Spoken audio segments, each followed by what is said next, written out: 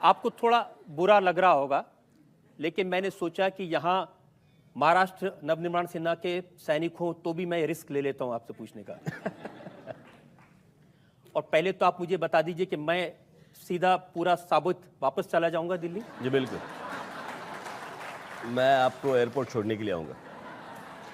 मुंबई में कर्नाटक से लोग आते हैं, गुजरात से लोग आते हैं, राजस्थान से आते हैं, हर जगह से आते हैं, लेकिन आपके निशाने पर सिर्फ बिहारी क्यों होते हैं? जैसे कि अगर देखा जाए, मेरे ऐसे बहुत सारे दोस्त हैं, यहाँ पे भी आए होंगे। मेरे एक दोस्त है मिस्टर सुरेश गुप्ता, जो मेरे मित्र है।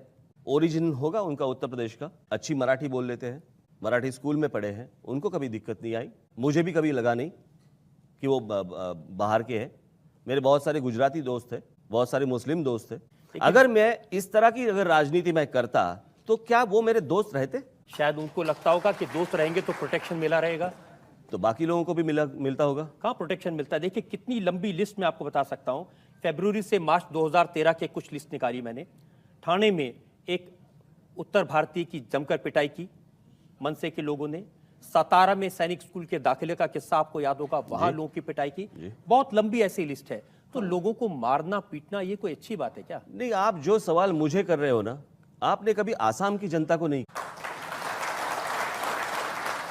यानी यहाँ पे तो कुछ वैसे हुआ नहीं था ज्यादा, लेकिन वहां पे तो आसाम के लोगों ने बिहारियों को जलाया था, उनकी गर्दनें काटी थी, उनको मार डाला था।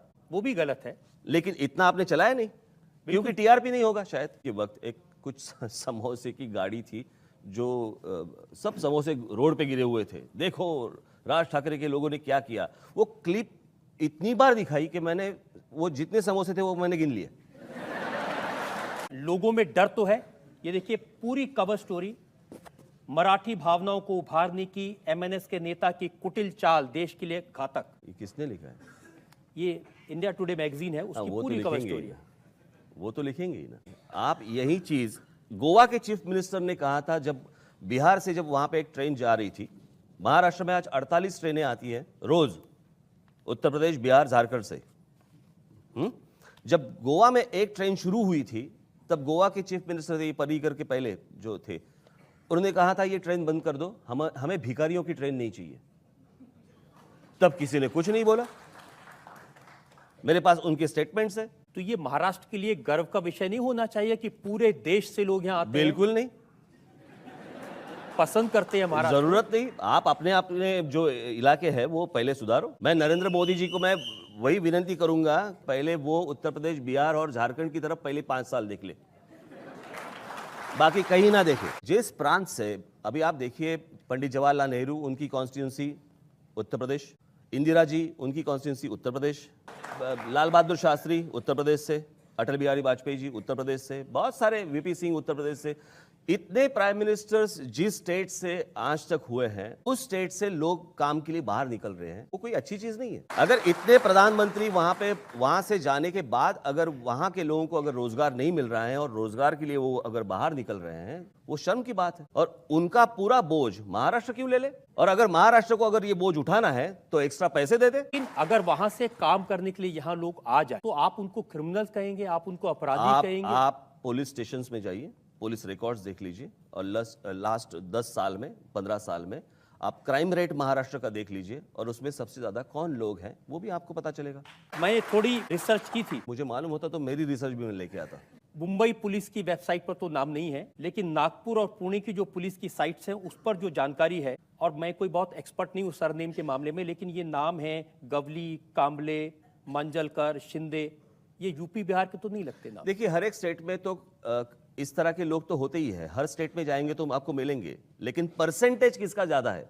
जैसे आप जब क्रिमिनल्स देखते हैं तो आपको मराठी पहले दिखाई दिए होंगे, मैं जब देखता हूं तो मुझे यूपी बिहार के पहले दिखाई देते हैं।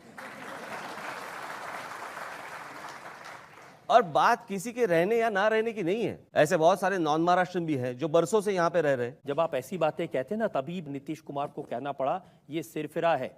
अभी मैं क्या बोलूं? बिहार की स्थिति है, आपको भी मालूम है वहां पे क्या है। नीतीश कुमार जब पहली दफा चीफ मिनिस्टर बने तो उन्होंने 50,000 क्रिमिनल्स को पहले अंदर डाल दिया। यानी 50,000 तो थे, ये तो था ना। ऐसी स्थिति तो खराब थी, बिल्कुल बिल्कुल। तो वहां से अगर यहाँ पे क्रिमिनल्स आ रहे हैं, उनके खिलाफ अगर मैं कुछ बात कर रहा हूं, तो आप मुझे सरफिरा कह रहे हैं? उन्होंने कहा ये इन लोगों की आदत है, ये 4-5 लोगों को पीट करके उनका वीडियो बनाते हैं, उसका प्रचार करते हैं, टीवी पर दिखाते हैं और लोगों को डराते हैं। बहुत दूर है वो स्टेट, नहीं मालूम उनको देश कहाँ जा रहा है। सुप्रीम कोर्ट ने महाराष्ट्र नवनिर्माण सेना के प्रमुख राज ठाकरे से कहा कि वो उत्तर भारतीयों को निशाना बनाकर उकसाने वाले भाषण देने से बाज आए। क्या है अभी सुप्रीम कोर्ट में कौन सी मेरी फुटेज गई है मुझे नहीं मालूम। बहुत बार ऐसे होता है कि मैं यहाँ पे मराठी में एक चीज़ बोलता हूँ, जहाँ पे बहुत सारे हिंदी और इंग्लिश चैनल्स पे उसका ट्रांसलेशन गलत तरीके से दिखाते हैं। मैं आपको एक बात बोलता हूँ, यहाँ पे एक लड़का है, आज भी है, वो एक चैनल में काम करता है। जब मेरा भाषण एक जगह पे हुआ था, उसके बाद मैं ऐसी कुछ चीज़ मैंने कही थी, और वहाँ पे चैनल पे वो जो एंकर लड़की थी वो कुछ गलत बता रही थी। वो लड़के ने उसको फ़ोन करके बताया कि आप गलत बता रही है, उन्होंने ऐसे नहीं कहा है। तो उस लड़की ने कहा, शट अप, तुम तुम्हारा काम करो, हम हमारा काम करेंगे। इसका मतलब क्या है? ये ठीक नहीं है। तो अगर मैं जो बोल रहा हूं, अगर गलत तरीके से ट्रांसलेट करके अगर आप दुनिया को दिखा रहे हो, और उससे अगर आप समाज में या दो स्टेट्स में या और जगह पे अगर झगड़ा लगा रहे हो, वो भी तो गलत है। मेरा एक पॉइंट ऑफ व्यू है, पहले आप समझ लो। आज आपकी अदालत में आपको इसीलिए बुलाया कि आपका पॉइंट ऑफ व्यू जनता के समझ में आ जाए, और मैं ये दावे के साथ कह सकता हूं कि आपने जिस सफाई से बगैर किसी सवाल को टाले जवाब दिए, मुझे लगता है कि जनता को जरूर समझ आया होगा कि बिहार के मामले पर, उत्तर प्रदेश के मामले पर आपका स्टैंड क्या है। मैं क्यों गुस्सा करूं बिहार के ऊपर और यूपी के ऊपर? कुछ लोग यहाँ पे जो आते हैं, अगर वो वहां से है और यहाँ पे अगर दंगा मस्ती करते हैं, बहुत सारे अच्छे भी लड़के आते हैं, अच्छे परिवार के भी लोग आते हैं।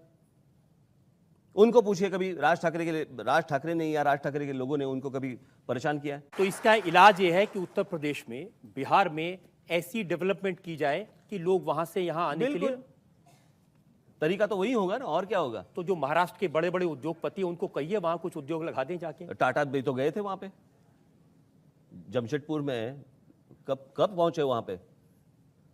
लेकिन वहां की स्थिति ऐसी है कि कोई इंडस्ट्रियलिस्ट वहां पे जाने के लिए डरता है, क्योंकि इंडस्ट्री निकालने के पहले ही उनको प्रॉफिट चाहिए। बाकी लोगों को कौन सा इंडस्ट्रियलिस्ट देगा? तो मुझे लगता है कि एक प्रधानमंत्री के नाते नरेंद्र मोदी जी वहां पे ध्यान दें, वो 3-4 स्टेट के ऊपर, और उनको अच्छा बनाए, ताकि बाकी जो स्टेट्स हैं उनका बोझ कम हो जाए और झगड़े भी कम हो जाए।